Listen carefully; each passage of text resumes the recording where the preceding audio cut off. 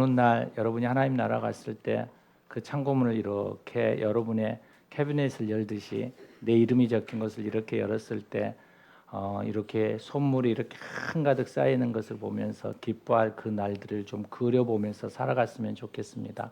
오늘은 하나님 나라에 얼만큼 저금했지, 내가 하늘의 창고에 얼만큼 내가 적금을 부었지, 이런 것들 생각하면서 하루하루 살아가시다 보면 어려운 고비고비 때마다 그 창고에 쌓여져 있는 이 적금과 같은 그 선물들을 바라보면서 충분히 그 고비를 넘어가실 수 있는 그러한 은혜가 있을 줄 믿습니다. 시대가 이렇게 발전해 가면 발전해 갈수록 사람들의 이 정신은 점점 곤비해지고 후퇴해져 가는 것 같습니다. 왜냐하면 요즘 젊은이들조차도 이제 무속신앙에 심취되어져 있고 과학이고 통계가 이렇게 더 발달되어지고 강조되어지는 시대 속에 살아가는데 막상 미래에 대한 불안으로 사람들을 찾는 발걸음이 가는 곳이 어디냐면 점쟁이들을 찾아가고 있다라는 것이죠. 그게 점점 더 늘어나고 있는 거예요.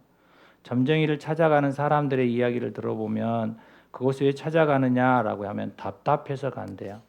그런데 사람들이 무속신앙이나 점쟁이를 찾아가는 사람들이 불신자들만 있는 게 아니라 우리 신앙인들도 되게 많대요.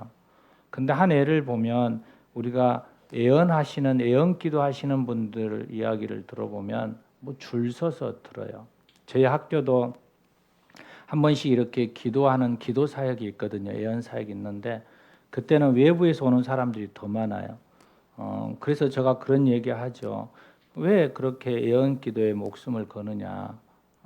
우리가 하나님 앞에 한 걸음 한 걸음 나아가면 그 하나님이 기뻐하는 자의 자리에 서 있으면 되는데, 그래서 가능하면 저는 잘 안 받으려고 하죠. 우리가 예언 기도를 드리면 우리의 심령이 그만큼 불안한 거예요. 염려되는 거거든요. 매일매일 하루하루 내 앞길에 그 하나님의 은혜를 구하며 한 걸음 한 걸음 걸어가는 이것이 얼마나 하나님 앞에 귀한고, 하나님을 정말 신뢰한다면 미래에 대한 염려가 아니라 내 삶에 있어서 하나님과의 친밀한 교제를 통해 나아가는 것이죠. 그런데 그것이 우리 안에 하나님의 신뢰와 우리 안에 미래에 대한 그러한 우리 안에서의 단단한 그러한 믿음의 결단들이 없기에 사람들은 술을 마시기도 하고 클럽에 가서 온몸을 흔들기도 하고 또 도박으로 중독으로 나아가기도 한다라는 거예요. 우리가 도스토옙스키의 그 글을 보면 그 에프스키는 이렇게 얘기하거든요. 도박의 목적이 돈이 아니더라는 거예요. 도박의 목적이 돈이 아닌 이유는 돈이 생겨도 여전히 그 사람들은 도박장을 가는 거예요. 왜냐하면 이 도스토옙스키의 그 고백을 말하면 돈 때문이 아니라 그들은 깊은 목마름 때문이라는 거죠. 여러분, 우리가 앞에서 얘기했던 모든 것들은 우리의 목마름이에요. 갈증이죠. 우리가 4장 처음에 보면 사마리아 여인과 예수님의 만남을 통하여 대화가 이루어지잖아요. 그 대화 안에는 목마름이에요. 목마름 주제가. 내가 목마릅니다. 내가 갈급합니다라는 거죠. 이러한 사람들의 목마름을 이 아모스 선지자가 이렇게 얘기하거든요. 아모스 8장을 보면 사람이 바다에서 저 바다까지 북에서 동까지 비틀거리며 여호와의 말씀을 구하려고 왕래하지만 얻지 못하더라. 여호와의 말씀을 얻지 못하는 거예요. 그래서 그날의 아름다운 처녀와 젊은 남자가 다 갈아여 피곤하더라.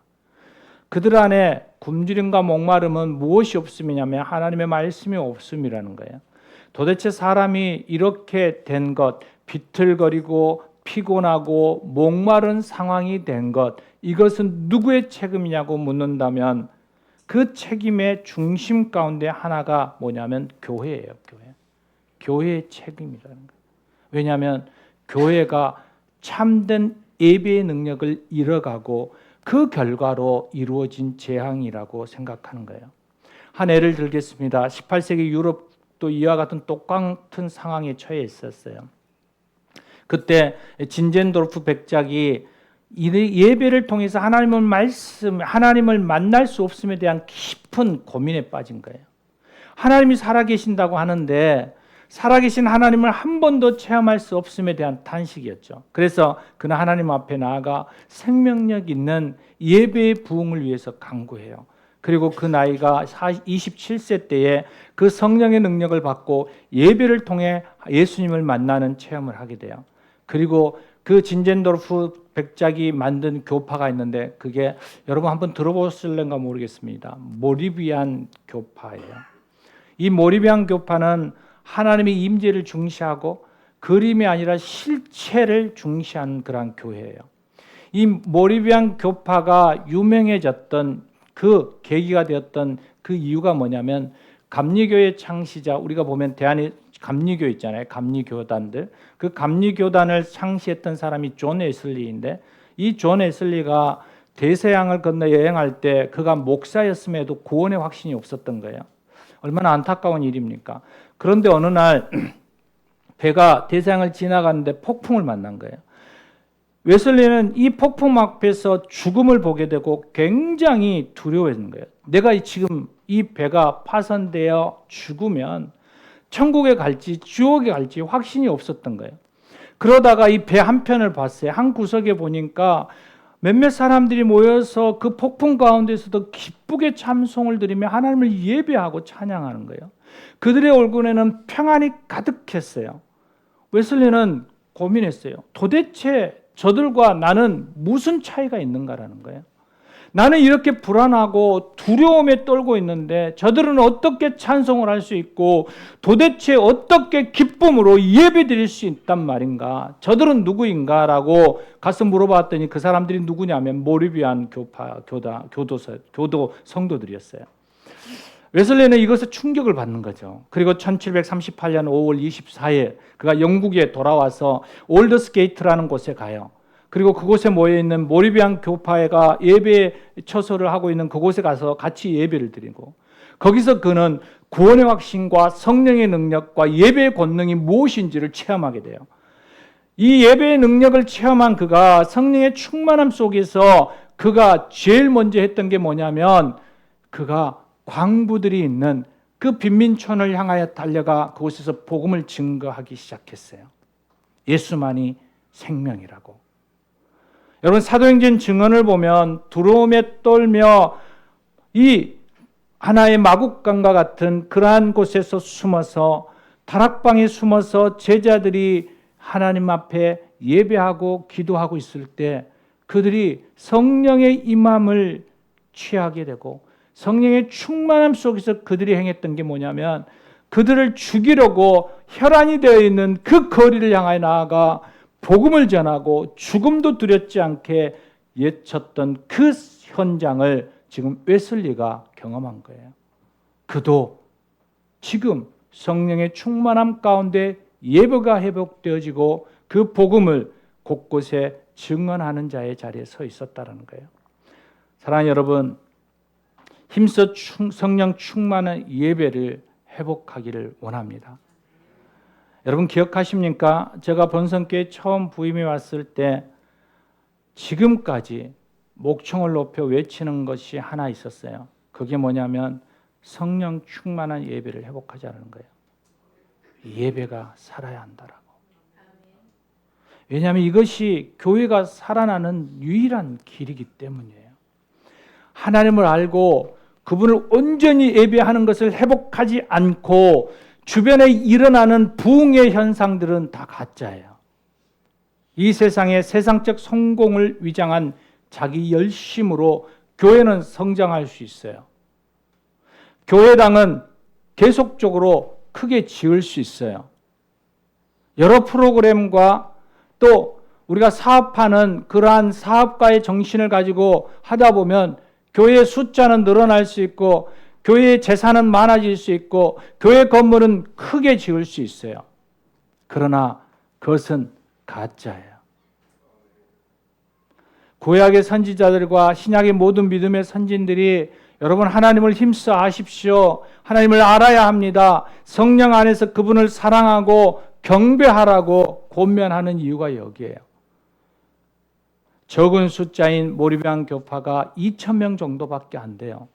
그런데 그들이 20년 만에 무슨 일이 일어났냐면 선교사를 2,000명을 파송해요.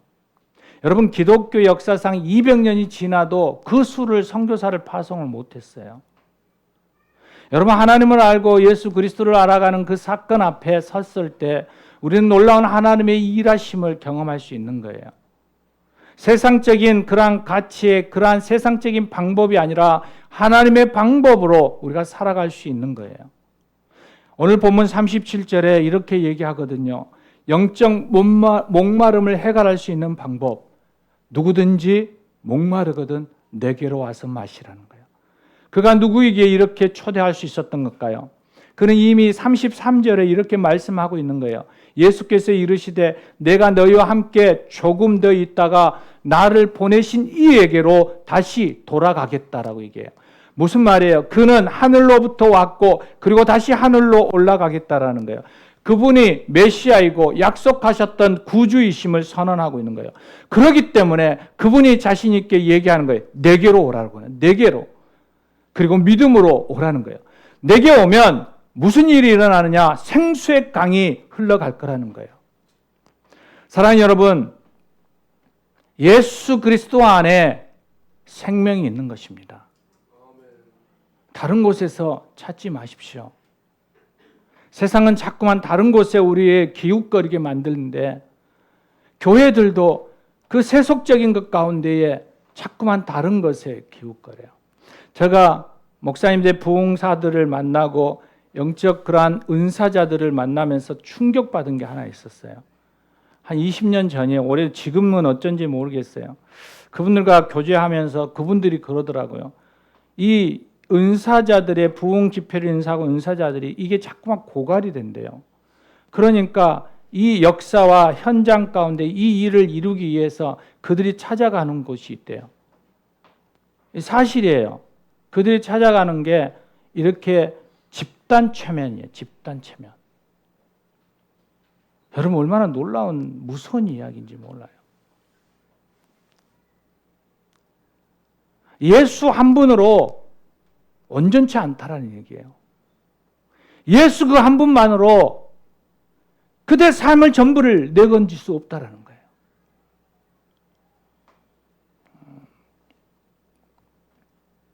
예수 한 분이면 충분한데 예수 그분이 온전한 우리의 해결자이고 그분의 근원의 전부인데 사람들은 자꾸만 다른 곳에서 그 길을 찾으려고 해요. 영국의 그리스도인의 작가인 C.S. 루이스의 그 작품 중에 하나가 나니아 연대기예요. 나니아 연대기.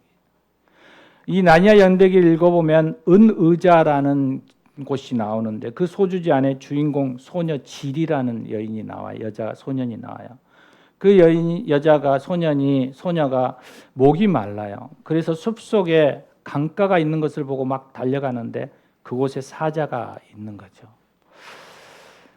이 사자 아슬라는 예수님을 이렇게 비유한 하나의 상징적인 등장인 그 동물입니다. 근데 이 사자가 질에게 물어요. 너 목마르지? 그러자 질이 이렇게 얘기해. 목말라 죽을 지경이에요. 그럼 와서 마셔라고 얘기하거든요. 그러자 질이 이렇게 얘기해요. 그러면 제가 물을 마시는 동안 사자님 잠깐만 비켜주시겠어요? 라고 해요. 그러자 사자가 으르릉 소리를 내요. 이 뜻을 모르는 질이 다시 물어요. 제가 물을 마시는 동안 저를 해치지 않겠다고 약속해 주세요. 대답이 없는 그에게 다시 질이 질문해요. 당신은 소녀를 잡아먹나요? 그러자 사자가 이렇게 해요. 나는 소녀도 소년도 여인도 남자도 왕도 황제도 도시도 왕국들도 다 먹을 수 있어. 그러자 질이 이렇게 해요. 그럼 저는 다른 시냇물을 찾아갈 거예요. 이 시냇물은 마실 수가 없어요. 그러자 사자가 얘기해요. 다른 시냇물은 없어. 너는 목말라 죽을 거야. 이 질은 죽음을 각오하고 시냇가로 내려가 무릎을 꿇고 그 손으로 시냇물을 움켜잡아요. 먹어요. 일찍이 맛볼 수 없는 그 시원함, 목마름을 해결할 수 있는 상쾌한 물이었어요. 사랑하는 여러분, 루이스가 말하고 있는 메시지는 우리가 예수님 외에 다른 구원의 생수를 마실 수 없다라는 거예요. 예수님에 대한 어떠한 곳에서도 목마름을 해결할 수 없다는 거예요. 우리의 모든 선입견, 세상적인 가치관, 우리가 가지고 있는 왜곡된 그러한 우리의 삶의 여러 가지의 경험들, 그것들을 내려놓으라는 거예요. 그리고 믿음으로 나와 나를 신뢰하고 그 물을 마시라고 얘기하는 거예요. 그리스도이신 그분에게로 오라는 거예요. 와서 누구든지 그분의 강에서 생수를 마시라고 얘기하는 거죠. 사랑하는 여러분, 오늘 본문 38절의 약속을 다시 한번 보십시오. 나를 믿는 자는 성경의 이름과 같이 그 배에서 생수의 강이 흘러나오리라. 그 생수의 강이 무엇인가요? 그 생수의 강이 바로 39절에 성령을 가르친다고 얘기해요. 믿는 자들의 성령. 예수님과의 만남, 그것은 또 하나의 위대한 만남을 지금 예시해 주고 있는 거예요. 약속해 주는 거죠. 그것은 바로 성령님과의 만남이에요. 성령님과의 만남은 요한복음 14장 16절로 17절에 더 구체적으로 얘기해줘요. 내가 하나님 나라로 올라가게 되면 다른 보혜사를 너희에게 줄 거야. 그 진리의 영이 너희를 깨닫게 하고 내가 그 진리의 영이 너희와 함께 하고 그 진리의 영이 너희 속에 거하시게 될 거야라는 거예요. 주님과 함께 산다라는 것, 이것도 놀라운 한이지만 예수님은 하나님의 나라에 올라가셨잖아요. 예수님께서 이 땅을 떠나실 때 우리에게 약속하셨잖아요. 그분의 임재를 경험하며 살도록 보혜사 성령님을 보내주시겠다라고. 그 보혜사 성령님은 우리와 함께 with you, 우리 속에 in you 항상 계실 거라고, 우리 안에 계실 거라고, 우리와 함께 하실 거라고 말씀하고 있는 거예요. 그 성령의 임재를 오늘 말씀하고 있는 거예요.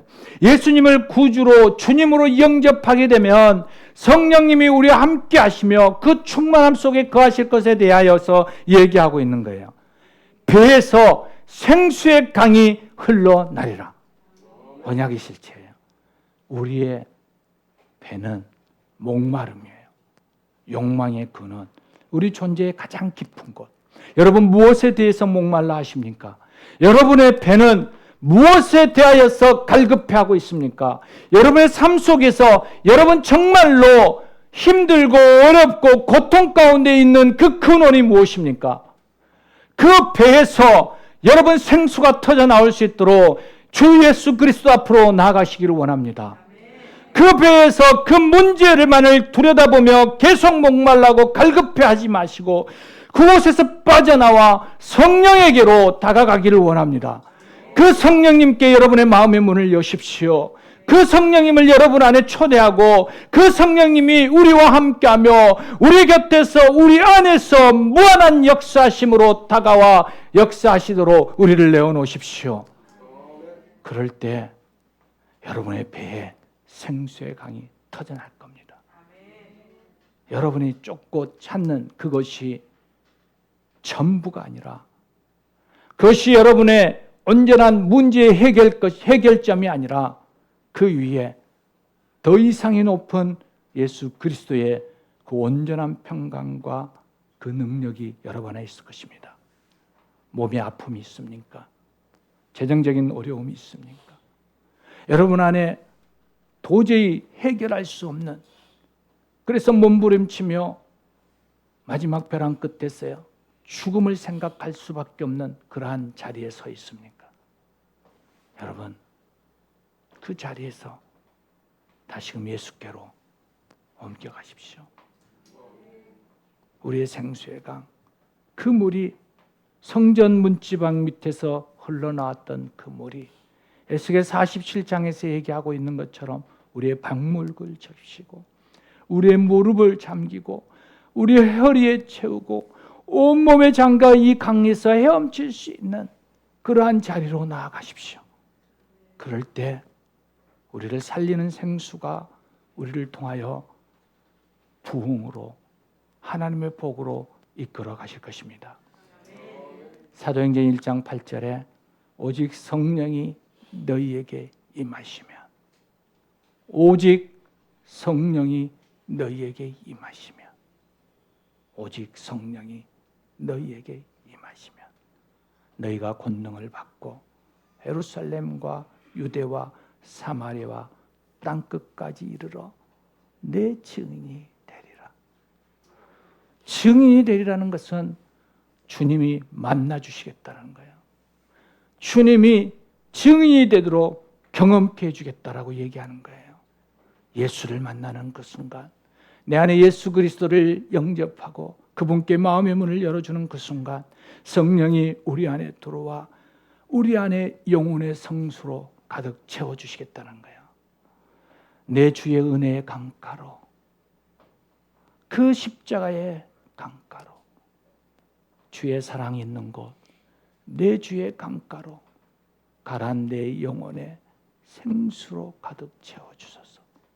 이 찬양의 고백처럼 우리 안에 생수의 강물이 흘러가기를 소망합니다. 우리의 생수의 강물 대신 그 주님 앞에 우리의 수많은 목마름의 근원이 해갈되는 저와 여러분 되시기를 주의 이름으로 축원합니다. 우리 함께 기도하시겠습니다. 이 시간 우리의 마음에 염려와 금신과 넘을 수 없는 장벽들 앞에 학대와 또한 우리 안에 있는 여러 가지의 결핍된 모습과 폭력 앞에 우리가 노출되어 있다 할지라도 우리의 근원 대신 생수의 강물이 우리 배에서 터져나오는 순간 우리 안에 생명이 있음을 고백하기를 원합니다. 주님, 그렇습니다. 이 시간 성령님을 환영합니다. 성령님 내 안에 오시어서 나를 다스려 주시옵소서. 주님만이 나의 온전한 해결자이시며 나의 모든 문제의 근원의 아버지 하나님이여 해결자이심을 믿음으로 고백하며 이 시간 말씀을 생각하며 함께 기도하며 나아가겠습니다. 함께 기도하시겠습니다. 주님, 그렇습니다. 생수의 근원 되신 주님을 찬양합니다. 그 주님을 높여드립니다.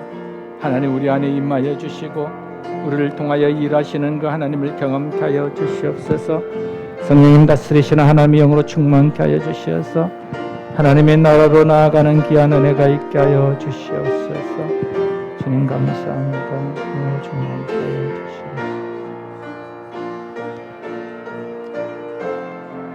주시옵소서. 오 성령님 오시옵소서. 오 성령님 오시옵소서. 오 성령님 이 공간을 다스려 주시옵소서. 오 성령님 이곳을 주장하여 주시옵소서. 우리의 쇠에서 생수의 강물이 터져나오게 하여 주시옵소서.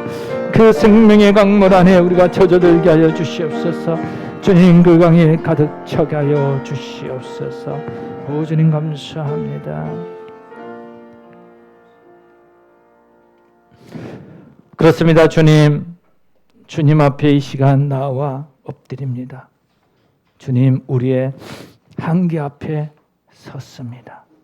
주님, 우리 한계를 초월하여 우리 안에 모든 문제의 근원의 해결자이신 그 예수 그리스도 이름 앞에 엎드리게 하시고 우리를 온전히 주장하시는 성령 안에서 우리의 삶이 이루어지게 하여 주시옵소서.